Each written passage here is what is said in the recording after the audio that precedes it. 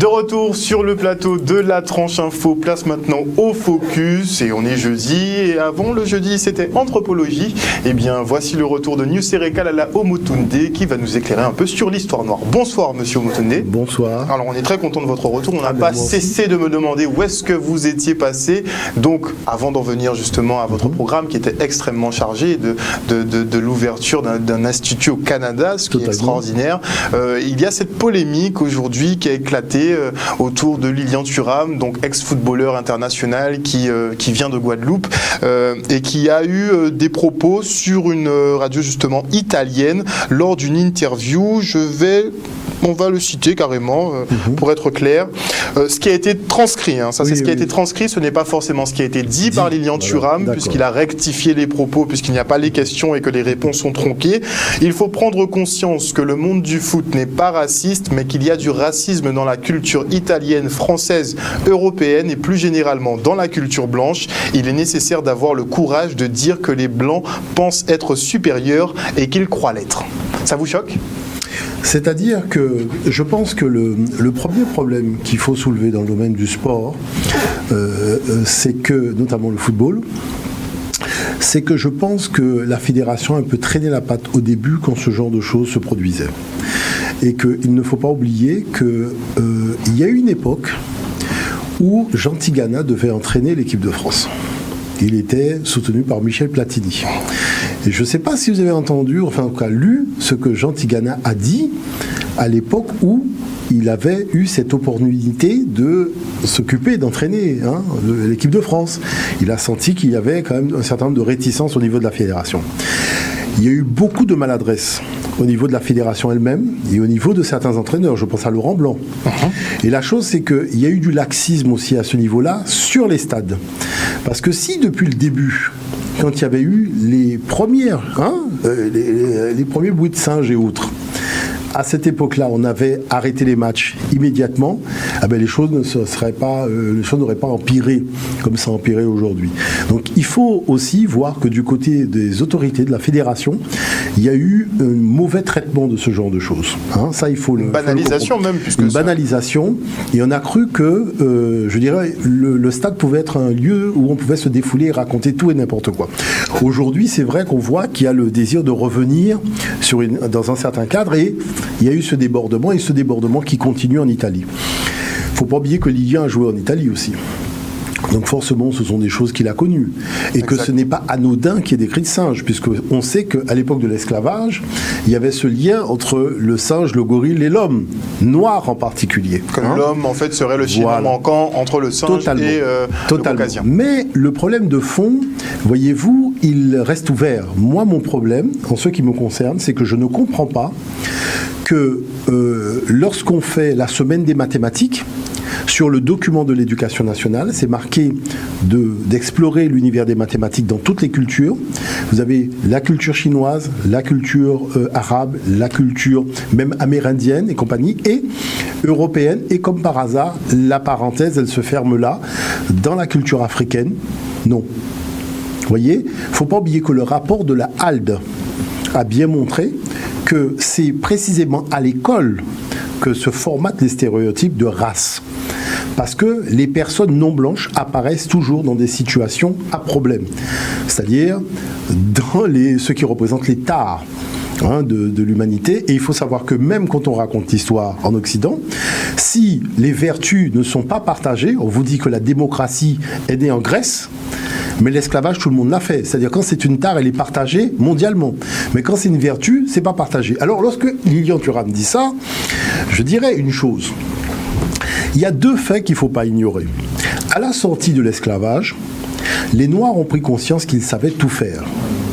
Et que les colons ne savaient pratiquement rien faire, parce qu'ils avaient délégué tous les travaux de main-d'œuvre à leurs esclaves. Donc, ceux qu'on appelle les nègres de talent se sont réunis et ils ont fondé une ville qui est très vite devenue la ville la plus riche des États-Unis. C'est ce qu'on appelle Black Wall Street. Black Wall Street, dont personne ne parle, c'est une ville qui a été très vite excessivement riche Parce que les Noirs savaient tout faire. Ils savaient faire des paires de chaussures en cuir, des sacs, des manteaux. Ils savaient tout faire, construire des automobiles et compagnie. Et quand, je dirais, l'establishment américain s'est rendu compte que, on va avoir affaire à une caste de Noirs industriels, on a tout simplement détruit cette ville en une après-midi. Et il faut quand même le dire, on a assassiné 3000 chefs d'entreprise en une après-midi. Quand même. Bon.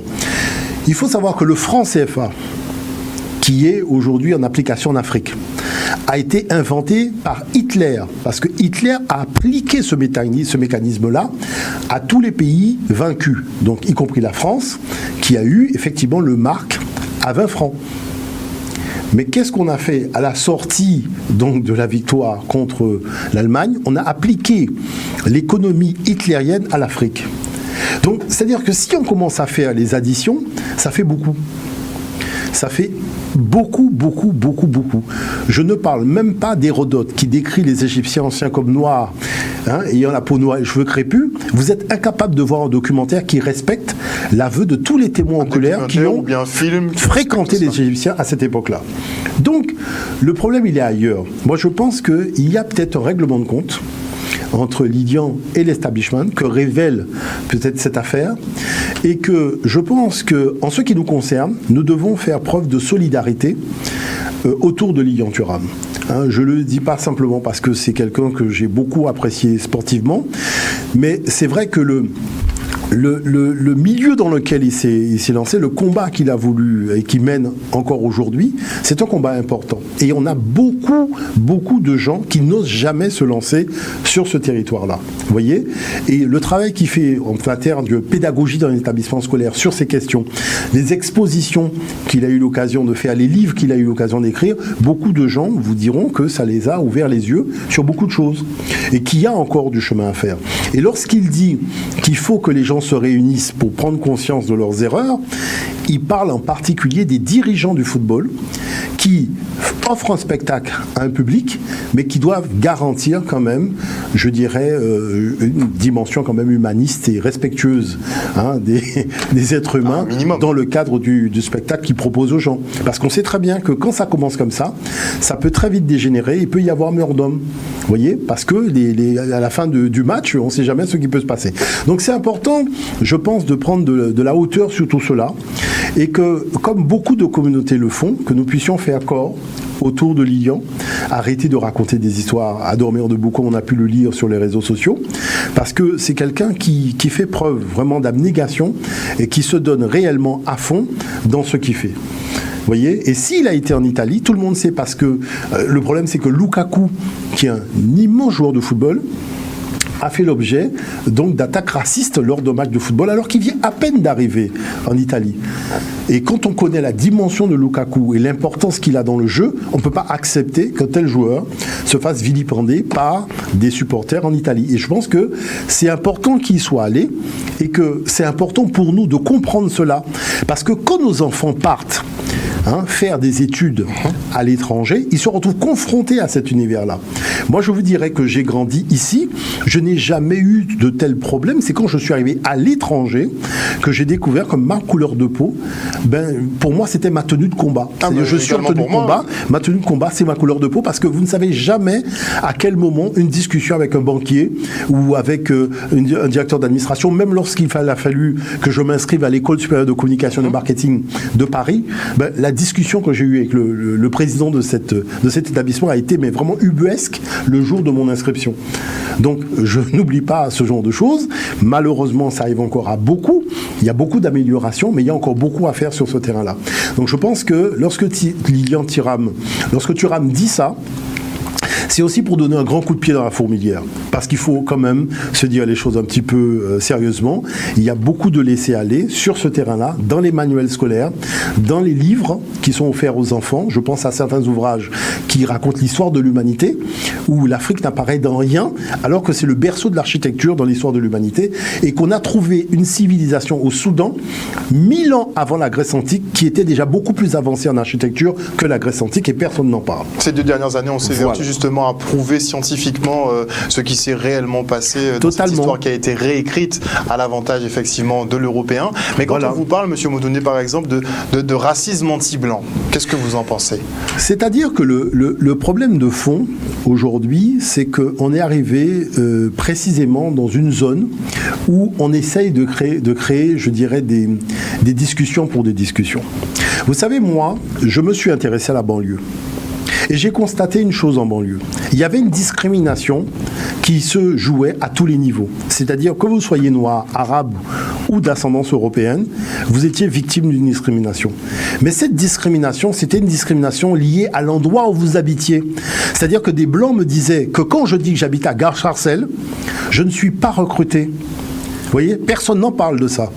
Est-ce que vous comprenez l'affaire? Personne n'en parle. Mais tout le monde sait qu'en France, il y a un racisme de caste. C'est-à-dire au-delà du racisme de couleur, il y a le racisme de caste. Entre blancs, il y a un racisme de caste. C'est-à-dire que quand votre enfant est issu du monde ouvrier et que vous voulez faire un stage dans un cabinet juridique, on vous fait comprendre que vous ne faites pas partie de l'équipe de football. Est-ce que vous comprenez l'affaire? Donc, s'il faut soulever ces dossiers-là, qui sont des dossiers que nous avons vus, parce qu'il y a quand même des projets gouvernementaux sur lesquels je me suis penché, et j'ai vu véritablement ce racisme anti-blanc, entre blancs, il faut, je pense qu'il serait plus le blanc donc qui pratiquerait le racisme sur d'autres blancs. Je vais vous dire une chose, vous savez très bien qu'entre blancs, il y a un racisme de caste. Ils sont très conservateurs et chacun a son équipe. Et les gens jouent contre les autres. Et c'est quand même bizarre, parce que c'est quand même ce racisme-là qui fait plus de dégâts au niveau notamment, parce qu'on vous dit que tous les Blancs quittent la banlieue. Pourquoi que tous les Blancs quittent la banlieue? Ils ne quittent pas la banlieue parce qu'ils vivent le racisme, c'est parce que justement, quand ils ont acquis un niveau de compétence, en mettant cette adresse-là, parce que moi je peux raconter tout ce que les gens m'ont dit, hein, le jour où j'ai été dans le cadre d'une commission, écouter ces gens parler sur la discrimination et le racisme qu'ils vivaient, obligés de s'inventer des adresses dans des arrondissements de Paris pour pouvoir avoir droit à des entretiens d'embauche. Et ça, personne n'en parle. Vous voyez ce que je voulais par là? Donc il faut faire très attention quand on soulève ce genre de dossier, parce que nous sommes des hommes de terrain. Nous ne sommes pas des hommes où on a assisté aux choses à la télévision. Moi, j'étais sur le terrain. Les gens, j'ai discuté avec eux. Quand il y avait des réunions gouvernementales, j'étais présent. Vous voyez ce que je veux dire par là? J'ai discuté beaucoup, je vous le dis, avec des chefs d'État, avec des gens du gouvernement, des chefs de cabinet. Nous avions une organisation à Paris pour cela. Vous voyez, beaucoup de gens le savent très bien. Nous avions une organisation avec laquelle nous discutions de ce genre de sujet. Et c'est ainsi qu'on a découvert qu'effectivement, les gens qui étaient d'ascendance européenne quittaient la banlieue. C'était pas un problème spécialement de racisme anti-blanc. C'était un problème de blanc entre blancs qui ne faisaient pas partie, qui considéraient qu'ils ne faisaient pas partie de la même caste. Et c'est quand même surprenant alors dans ce racisme anti-blanc, puisqu'on l'a taxé effectivement de raciste à l'encontre des blancs pour cette sortie faite. Vous savez que les gens n'aiment pas être vus dans un miroir. Ça, on le sait très bien. Hein, lorsque vous avez quelqu'un qu'on met devant un miroir pour lui permettre de voir justement la profondeur de l'aspect inhumain de son comportement, on a vu qu'aux États-Unis, quand on a fait des films où on a fait des blancs jouer des rôles de noirs, pour que les blancs puissent comprendre ce que c'est qu'être noir dans une ville de blancs, vous avez vu tous les problèmes que ça a fait. Et pourtant, le journaliste qui a fait ça, l'a fait vraiment avec toutes ses tripes. Vraiment dans le but de montrer, voilà, aujourd'hui, le maquillage me permet de me maquiller totalement en noir, avec des cheveux crépus, des faux cheveux crépus peut-être, mais d'avoir des cheveux crépus, et de montrer aux gens avec une caméra cachée qui me suit, ce que c'est que d'être noir. Est-ce que vous voyez l'affaire? Et ça a soulevé des débats.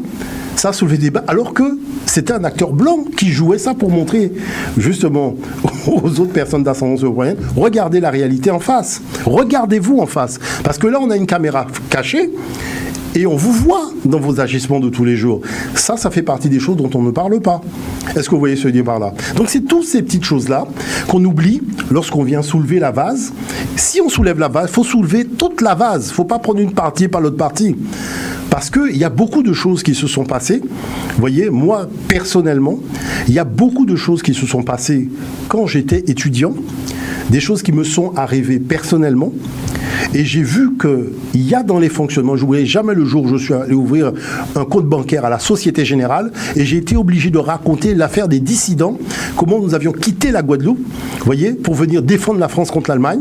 Hein, cette fois où j'ai été en Allemagne, je n'ai jamais été contrôlé, et c'est quand je franchis la frontière que j'ai à peine fait un pas quand je suis contrôlé déjà avec mes papiers. Alors qu'ils avaient besoin de nous pour se défendre contre l'Allemagne. Et quand j'ai été en Allemagne, j'ai rencontré les anciens combattants allemands qui m'ont raconté beaucoup de choses sur ce que nous avons accompli en Allemagne dans le cadre de l'armée française. Vous voyez la chose? Et tout ça s'est passé sous silence, et on vient nous raconter des histoires à dormir debout aujourd'hui. J'ai été à Verdun. Moi, j'ai vu Verdun. Quand vous avez des gens d'ici qui vous parlent de Verdun, moi, j'étais à Verdun. J'ai vu Verdun, j'ai vu tout ça de mes yeux. Vous comprenez ce que je veux dire par là? Donc je pense que, y compris avec le Front National, quand j'ai discuté de ces questions, je leur ai dit qu'un descendant d'Allemand ne peut pas être mieux traité en France qu'un descendant de la Guadeloupe. Parce que quand vous étiez en conflit contre l'Allemagne, des gens d'ici sont venus vous défendre contre l'Allemagne. Et l'Allemagne représentait vos ennemis. Aujourd'hui, les choses se sont arrangées, mais votre allié légitime ne peut pas être moins bien traité que le descendant. On va où là? On voit à peu près pourquoi on serait entre guillemets moins bien traité, effectivement. C'est-à-dire que si on soulève la vase, il faut soulever toute la vase. Hein. Parce que moi, comme je dis toujours, nous sommes beaucoup avec des hommes de terrain. Nous étions sur le terrain. Nous avons discuté avec beaucoup de monde. Vous voyez, j'ai discuté avec François Hollande de cette affaire-là, sur ce problème-là de discrimination à tous les étages de la fusée. Et lorsque nous avons discuté avec M. Nicolas Sarkozy de ces questions, nous lui avons rappelé qu'il y a deux façons d'être recruté en France. Il y a l'entretien d'embauche et la nomination. Et que même dans le cadre des nominations, il n'y avait pas de noirs nommés. Et vous allez voir que c'est à partir de Sarkozy que vous avez commencé à avoir des noirs nommés à certains postes de direction. Ça n'existait pas avant. C'est toujours pas suffisant. C'est-à-dire que moi, ce que je dis, c'est que si on soulève la vase, on va soulever la vase. Mais on a des dossiers, il y a des statistiques, il y a des choses sérieuses. Parce qu'on est dans le folklore, on va passer dans les choses sérieuses. Alors, vous voyez, ça c'est important. Petite parenthèse rapide, effectivement, pour cette reprise. Je viens de me remémorer justement un téléfilm qui a été beaucoup suivi par la communauté afro il y a quelque temps. Cet épisode de Joséphine Ange Gardien sur le traitement de l'esclavage, justement. Votre avis là-dessus? Personnellement, je n'ai même pas regardé ce genre de choses-là. Vous voyez, parce que c'est pas sérieux. Hein, on essaye, ce qu'on fait avec nous, on ne le fait pas avec les Juifs par exemple. Vous voyez ce que je veux dire par là? On ne le fait pas avec les Arméniens. C'est-à-dire qu'il y a un côté, la croisière s'amuse lorsqu'il est question de l'histoire du monde noir qu'on ne retrouve pas. La croisière s'amuse jamais chez les autres. C'est toujours chez nous qu'elle s'amuse. Vous voyez? Et quand des fois on essaye d'expliquer ça au réalisateur, il joue à celui qui fait semblant de ne pas comprendre ce qu'on lui dit. Parce que c'est vrai, il y a des intérêts financiers au jeu, c'est vrai qu'il a reçu une dotation pour faire ce téléfilm, mais il faut qu'il apprenne à respecter les gens. Parce que nous, on en a passé du temps avec Joby Valente, avec le MNH, à lutter contre ce genre de choses, tous ces programmes télévisés qui nous proposaient du grand n'importe quoi, systématiquement. Hein? Combien de plateaux Direct TV sur lesquels nous sommes intervenus, même à l'époque d'Africamat, hein? Nous avons fait un certain nombre de choses. C'était déjà parce qu'on s'élevait. Quand le M6 a fait la comédie musicale Autant n'emporte le vent, eh ben, nous avons tout simplement pris la justice pour dire mais comment vous faites une comédie musicale d'un crime contre l'humanité? Il faut nous expliquer ça. Est-ce que vous comprenez ce que je veux dire par là? Donc, c'est-à-dire qu'aujourd'hui, la chose qui se passe, c'est que je constate que les années passent, les choses ne progressent pas tant que ça. On fait beaucoup, je dirais, de l'esbrouf, et on maquille, on fait beaucoup de maquillage, mais quand au fond, il y a beaucoup de choses qui restent en l'état. Parce que ce dont les gens ont besoin en réalité, c'est d'un idéal pour leur vie, et aussi d'avoir des appuis sur lesquels ils peuvent compter quand ils veulent progresser dans leur vie. Et c'est ça qui manque. Il manque ces appuis-là. On parle toujours de répression policière, on parle des pompiers, oui, mais le problème c'est que les gens ont besoin d'appuis pour s'élever quand ils ont décidé de s'élever dans la vie. Où sont ces appuis? C'est quoi ces appuis? Vous voyez ce que je veux dire par là? C'est ça qui est important. Et une dernière analyse, pendant qu'on est là, la Ligue de défense noire africaine, bon, elle est assez décriée, bon, pas forcément par la communauté afro, mais elle est assez décriée dans ses actions. Votre avis là-dessus? C'est-à-dire que moi, ce que je pense, voyez-vous, c'est que je suis un petit peu particulier. Et je vais parler de mon expérience. Voyez, moi, quand je suis arrivé à Paris pour faire mes études, je me suis très vite engagé dans la lutte. Vous voyez, et c'est vrai que la chose, auprès de Garcin Malsa, pour le droit qu'il avait à avoir disposé d'une chaîne de télévision, parce que voilà, il y avait eu des problèmes là-dessus, mais aussi le fait qu'il y avait un problème de la représentation des minorités à la télévision. Donc je me suis engagé, vous avez vu la dernière fois que Luc Saint-Éloi est venu, on a parlé de ça, puisque on a toujours été très proches sur le terrain, lui, moi, il y a aussi Calix Bayala, on fait beaucoup d'autres personnes qui ont été sur le terrain, on a marché, on a barré des routes, barré le Trocadéro, on a fait tout ça. La chose, c'est que quand on a commencé à avoir donc, des personnes de chez nous à la télévision, je suis allé manger une fois chez un Chinois. Et en discutant avec ce Chinois, qui était quelqu'un de vieux, il me dit, je lui dis, mais c'est quand même surprenant que les Chinois ne cherchent pas à être plus présents dans les grands médias français. Et il m'explique qu'en fait, les Chinois ne cherchent pas à être présents dans les grands médias français, parce que si un Chinois est à la télévision, il faut qu'il parle chinois et qu'il dise aux Chinois ce qui se passe en Chine. Et en prenant les chaînes câblées, il m'a montré en fait que les Chinois, en pleine chaîne de télévision, on parle chinois.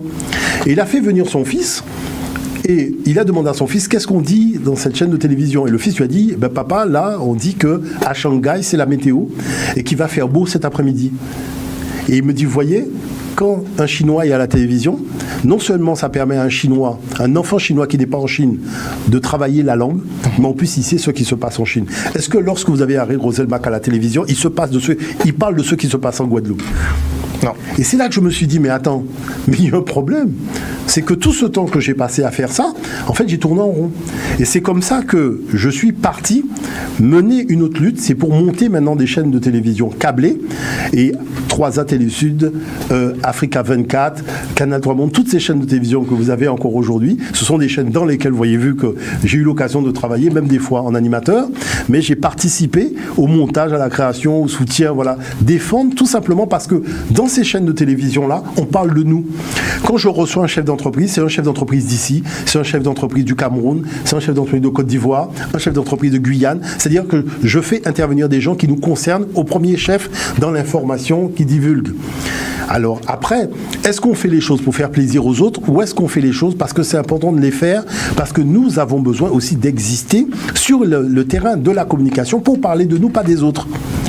Et c'est toutes ces choses-là, vous voyez, donc c'est pour ça que je dis, au niveau de ce genre de combat, je pense que le vrai combat, c'est de construire son royaume et ne pas chercher à être prince dans un royaume qui ne vous appartient pas. Vous voyez, c'est ça que je pense qui est le plus important aujourd'hui. Mais c'est vrai qu'il faut contrer, il faut être sur le terrain parce qu'il y a des abus. Et ça, c'est important. Qui est effectivement cette ligue qui puisse défendre les intérêts noirs. C'est-à-dire qu'on voit bien des fois, il y a des choses qui se passent qui sont totalement inadmissibles. Et ça, on peut pas tolérer qu'il y ait un spectacle systématiquement qui soit du grand n'importe quoi. Moi, j'ai vu à l'époque, il n'y avait pas la Ligue. Mais vous vous rendez compte que vous avez la loi Taubira, vous faites une comédie musicale autant n'importe le vent, et dans la presse, vous dites que l'ouvrage que vous avez pris pour faire la comédie musicale, c'est l'ouvrage le plus raciste que vous avez jamais lu. C'est-à-dire le patron d'M6 dit lui-même dans un article de presse que c'est l'ouvrage le plus raciste qu'il a jamais lu. Et l'ouvrage le plus raciste qu'il a jamais lu, il en fait une comédie musicale. Si moi, comme je disais donc à tous ces gens, je prends l'ouvrage le plus raciste écrit sur Israël ou sur les Juifs et j'en fais une comédie musicale, mais forcément, je vais avoir des gens qui vont me demander mais la comédie musicale n'aboutira même pas. Mais c'est-à-dire, mais forcément, je vais avoir. Il n'y aura même pas de répétition, il n'y aura pas. Mais avec raison. C'est pour ça que je dis qu'il faut quand même arriver à quelque chose de très simple. Sur quelle base on va fixer les conditions de vivre ensemble? Parce que moi, je sais que lorsqu'on se respecte, il n'y a pas de problème. C'est quand on commence à se manquer de respect que là, forcément, il y a des problèmes. Alors, juste avant la coupure pub, on va quand même parler de cet institut que vous avez installé au Canada. Comment ça s'est passé? Alors, en fait, l'institut, c'est vrai que là, cette rentrée, c'est une rentrée un peu particulière parce que l'institut, je l'ai créé au Canada, mais je l'ai créé aussi en Guyane, à Cayenne, en Martinique, en Guadeloupe. Donc, il fait que maintenant, on a 4 instituts. Donc, c'est Anijar International. Voilà, c'est Anijar International. Mais ce qui me marque beaucoup et qui est important pour moi quand je vais à la rencontre de nos jeunes, c'est déjà la qualité de leur formation. Parce qu'il faut savoir que au Canada, vous avez des jeunes qui sont ingénieurs en beaucoup de choses, qui ont des postes aussi. Parce que c'est surprenant de voir que vous avez des gens qui sont partis faire leurs études, qui sont restés là-bas et qui gèrent de grandes administrations. Si s'ils revenaient ici, vous voyez, on aurait prétesté toutes sortes de choses pour ne pas leur confier ce genre de mission professionnelle, alors qu'ils l'ont à l'extérieur. Ce qui est très surprenant, vous voyez. Et puis, c'est aussi le fait d'arriver à faire comprendre que il faut être un ambassadeur de ce qui se fait chez toi. Parce que ambassadeur de ce qui se dit, ça ne sert pas à grand-chose. Mais l'ambassadeur de ce qui se fait, c'est plus intéressant. Vous voyez, qu'est-ce que je veux dire par là? Prenons par exemple une crème anti-moustique faite à partir d'une plante de chez nous. Si quelqu'un a un problème avec des moustiques à Montréal, pourquoi il n'utiliserait pas la crème, l'huile essentielle, notre préparation faite en Guadeloupe? Pourquoi il irait à la pharmacie acheter un produit canadien alors qu'il aurait la possibilité aussi de faire découvrir à ses amis canadiens quelque chose que nous avons chez nous et que nous fabriquons pour nous protéger des moustiques avec la citronnelle? Est-ce que vous voyez l'affaire? Vous vous rendez compte que c'est très très loin. C'est loin. C'est-à-dire que... On n'est pas chauvin. On n'a pas l'esprit chauvin. C'est au-delà de ça. C'est-à-dire qu'il y a une case qu'on doit commencer à installer dans notre cerveau. C'est qu'est-ce qui fait la puissance d'un pays? Est-ce que c'est le fait de parler du pays ou est-ce que c'est le fait d'être un ambassadeur économico-financier de ce pays? Et c'est là où je trouve que les choses sont quand même assez surprenantes. On se contente de consommer les produits des autres, mais on ne fait pas en sorte que les autres puissent découvrir la beauté de nos produits quand on est à l'extérieur. Vous voyez l'affaire? Alors, on va revenir en Guadeloupe avec du sirop d'érable, mais on ne partira pas là-bas avec du Virapic ou avec de la citronnelle. Vous voyez ce que je veux dire par là? Et là, on ne peut pas tolérer ça aujourd'hui. C'est pas possible. Il y a une case qu'il va bien falloir avoir dans notre tête. Parce que quelqu'un qui est à l'extérieur, vous voyez, a totalement le droit de pouvoir faire connaître, faire savoir, faire découvrir les ingrédients avec lesquels il fait la cuisine et puis les choses avec lesquelles il se soigne pour des choses bénignes. Et c'est comme ça que ça donne envie aux autres aussi de pouvoir utiliser et de découvrir l'efficacité de nos savoir-faire endogènes. Mais il faut créer cette case-là dans le cerveau. Donc, si vous voulez, nous faisons de l'histoire. Mais c'est une histoire qui doit être opérationnelle immédiatement. C'est-à-dire, on n'est pas là pour raconter des histoires qui se sont passées il y a 1000 ans, et puis demain matin, quand tu te réveilles, ça ne te sert à rien, ce que j'ai entendu hier. Non, j'arrête. Moi, je veux que la connaissance que nous avons des savoirs de nos ancêtres soit opérationnelle immédiatement. C'est pour ça que nous avons créé partout des clubs de jeunes entrepreneurs. Vous savez qu'on a réuni 1000 jeunes entrepreneurs guadeloupéens il n'y a pas si longtemps. 1000 jeunes entrepreneurs, personne n'en a parlé. Il n'y a pas d'article dans la presse. C'est extraordinaire de voir qu'on était 1000 personnes réunies, tous des jeunes entrepreneurs, et personne n'en a parlé. On fait venir des groupes en Guadeloupe pour rencontrer des agrotransformateurs, pour discuter de comment c'est l'emballage, comment c'est le contenu, le contenant. Ce sont des choses que nous faisons à Anija.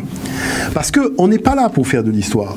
On est là tout simplement pour développer ce qu'il y a de plus important pour nous, c'est la puissance. Parce que si on n'affirme pas une volonté de puissance, je dirais que le reste ne sert à rien. On se quitte pour une petite page de publicité et on revient avec notre invité Nusere Kalala Omotunde.